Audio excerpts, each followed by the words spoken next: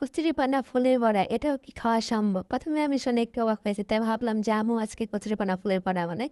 তো এই তো আমি কচুরিপানা ফুলের বড়ার জন্য ২ রকমের ডাল নিছি। ডালগুলা নিয়ে হচ্ছে আপনি ব্লেন্ড করে নেব। আর সুন্দর মতো হচ্ছে কচুরিপানা ফুলগুলো বেছে তারপর ধুয়ে নেব। এটা দেখেন আমার ব্লেন্ড করা শেষ ডালগুলা। এখন আমি কচুরিপানা ফুলগুলো সুন্দর মতন ধুয়ে নিব।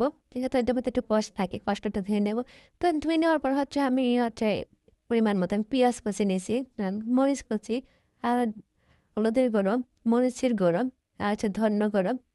আর আপনি হচ্ছে এখানে বেসন বা চাল এড করতে পারেন। যখন ব্লেন্ড করবেন যে ডালগুলা তখন। কিন্তু যেহেতু আমার এখন আমি সেটা দিইনি, তাই আমি দিলাম হচ্ছে ময়দাটা দিয়েছি। দেওয়ার পর সুন্দর মতো মিক্স করার পরে তো আমি ছোট, ছোট করে শেপ দিয়ে তেলে ভাজতেছি। এগুলো মিডিয়াম আঁচে ভাজলে সবথেকে বেশি ভালো হবে, কারণ ভেতরে সুন্দর মতন হয়ে যাবে। যেহেতু আমি এক পিঠ হয়ে যাওয়ার পর এক পিঠ উল্টে দিতে আছি। দেখেন ভাজার পরে না ঘ্রাণটা অনেক সুন্দর আসছিল।